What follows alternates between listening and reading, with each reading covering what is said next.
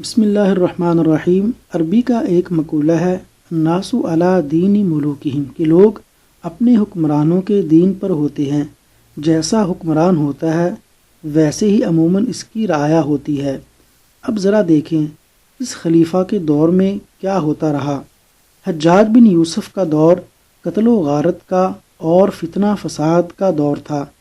کتنے ہی لوگ جیلوں میں ٹھونسے گئے، کتنے ہی قتل کر دیے گئے۔ صبح سویرے لوگوں میں اس قسم کی گفتگو ہوتی، کل کس کو قتل کیا گیا، کون سولی پہ چڑھایا گیا اور کس کو کوڑے مارے گئے۔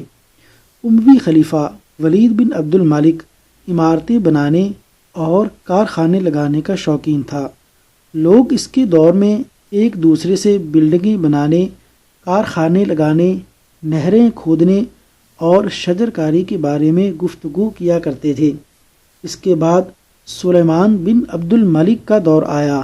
وہ کھانے پینے کا شوقین تھا، گانے بجانے سے بھی دل لبھا لیتا تھا۔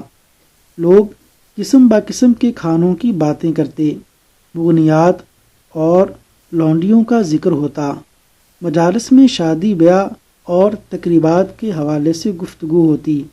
اور جب عمر بن عبد العزیز رحمہ اللہ کا مبارک دور آیا تو لوگ ایک دوسرے سے پوچھتے، تم نے کتنا قرآن پاک حفظ کیا ہے، رات میں کتنے نوافل پڑھے ہیں، اس ماہ میں کتنے روزے رکھے ہیں، فلاں نے کتنا قرآن حفظ کر لیا ہے اور فلاں کا کب ختم ہوگا۔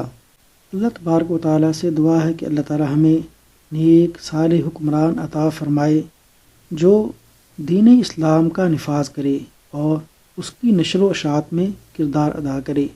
آمین یا رب العالمین۔